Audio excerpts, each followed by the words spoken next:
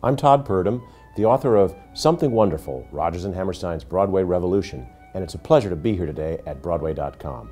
Although I've spent most of my journalism career as a political reporter, these are the songs I grew up with, the songs and the soundtracks my parents played on our record player when my sister and brother and I were kids, and I've always had a passion for it. So when I owed my publisher another book, my wife suggested I turn to this topic, and I'm really glad I did. Most of Richard Rodgers' letters are at the New York Public Library Lincoln Center branch, the Performing Arts Library. His musical scores are down at the Library of Congress in Washington, where Oscar Hammerstein's papers are. So between those two archives, that was the main source of documentary material, which is really wonderful because there's nothing like seeing the drafts of original lyrics or librettos in their own hand and in the musical scores in Richard Rodgers' own hand. It's a pretty thrilling experience. I didn't hit dead ends in the research so much as in the case of the Hammerstein papers, it's a sprawling archive and it's come to the library in batches since Oscar Hammerstein died in 1960. But when I was doing my research, it had never been fully processed or cataloged. So while there was a rough inventory of the papers, they were all jumbled up and many of them were in the original moving boxes that they'd arrived in. So a folder labeled garden equipment for his farm in Pennsylvania might actually have lyrics from Carousel, and you had to look through folder after folder and box after box. So it was kind of a challenge more than a dead end. I spent a little more than 3 years on the research and writing of the book and several weeks in the archives, also interviewing as many people as I could who were still alive, who'd worked with Rodgers and Hammerstein, but the reality of the clock is that most of them are gone. I think the publisher thought Something Wonderful would be a title that summed up the whole of their work, even though, as we know, it's a song from The King and I. The original title of the book was just going to be Rodgers and Hammerstein, and I think we were looking for something that captured more the spirit of what they'd done. The subtitle is Rodgers and Hammerstein's Broadway Revolution, and in that we were trying to remind people that they're not just responsible for the sound of music or feel-good, sweetness and light kind of stories. They did some very dark and edgy work in their day, and they were pioneers, and I think we wanted to remind people of that. When Rodgers and Hammerstein were at their prime, the only composers whose music was still being played after 75 years were Gilbert and Sullivan and Stephen Foster.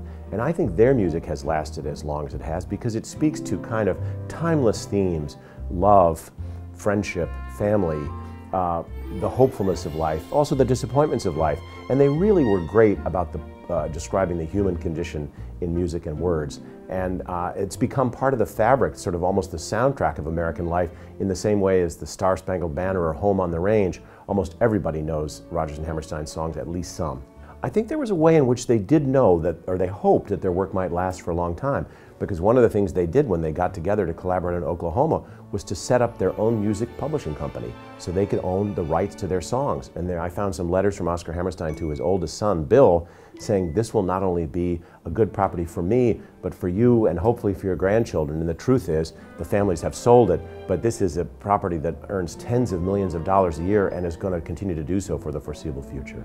I guess the most surprising thing, and in some ways the most poignant thing, was to learn that for all their close collaboration, and they were artistically in sync, they were commercially successful, as we know, they weren't really personally very close, and each died not sure that the other really liked him.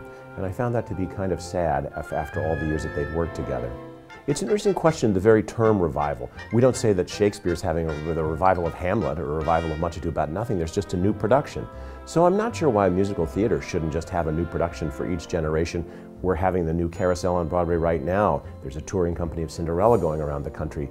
These works, in some ways, are susceptible to reinterpretation for each new generation.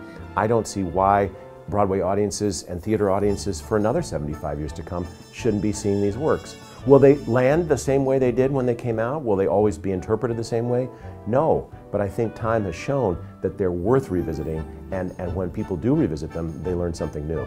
Well, one of the things that Rodgers and Hammerstein were really great about, they took their work very seriously, but they weren't snobs, and they also always kept working on it. One of the shows that was not successful was Allegro, and they both wanted to kind of go back and see if they could fix it, make it work better. So I think they'd be totally open to the idea of making a production of Cinderella for Broadway that had some elements in it that the original TV production didn't have, some interpolations of other songs from other shows that were dropped, a new book. I think they were open to experimentation and freshness, and they probably would be the first to say that sometimes maybe their work needed a little polishing for a new generation. I think the first Rodgers and Hammerstein production I probably saw was the movie version of Oklahoma, which came on TV at a holiday, maybe Thanksgiving, maybe Easter, I can't really remember. I was very impressed by that. I'm sure that the first time I saw Cinderella was the original Leslie Ann Warren version in 1965, which they remade because the Julie Andrews version in 1957 videotape wasn't perfected yet, so it was just a one-time event. And they redid it, CBS redid it in color in 1965. And at that time, my family didn't have a color television set, but my grandparents did. And my brother and sister and I would troop over to my grandparents' house to see the show. And it was on every year for years, and it became a kind of annual ritual. I think Cinderella has enduring appeal, first of all, because the story is a classic fairy tale, so everybody knows it.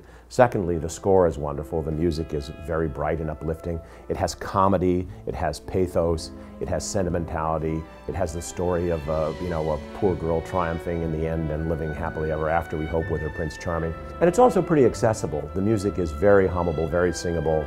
It's not dark, it's not complicated.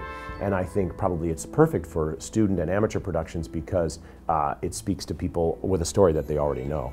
I guess if I could ask Rodgers and Hammerstein anything, I'd ask them what their next show would have been if they'd continued to collaborate and if Oscar Hammerstein hadn't died when he was only 65 years old, because I suspect they still had one or two great shows up their sleeve. Hammerstein was slowing down, he was wanting to retire.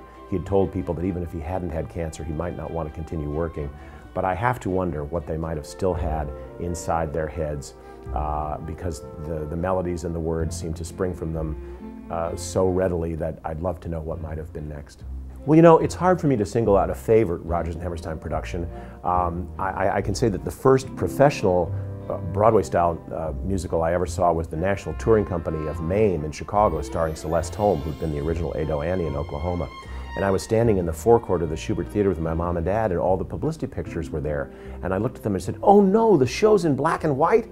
They said, "No, the show is live with real people in color on the stage." And I think the first amateur production I ever saw of a Rodgers and Hammerstein show was at my local college, and it was South Pacific. And I think I have a special fondness for South Pacific because as a journalist, it's a very journalistic story. It's fresh from the headlines of World War II. It's based on, a major event in American life that affected so many people across society. And that's why it was so popular at the time. It also turns out that all these years later, the story is still relevant, and the story of love conquering prejudice is a pretty eternal story, and one that in these days is good to be reminded of. So I guess at the end of the day, I'd have to say South Pacific. I hope if you read this book, you'll learn about how Rodgers and Hammerstein made their art, how they worked together to create the shows and songs we know so well. I also hope you'll learn a little bit about what successful businessmen they were and how they contrived to own the rights to all their own work so that they could control it and not be dependent on anybody else who might mess it up. And finally, I hope you'll have a sense of them as personalities. They were very different. They had many things in common, but they were very different personalities as men in that they managed to collaborate very successfully. So I hope readers will have the same feeling that I do, which is that their songs will bloom and grow forever.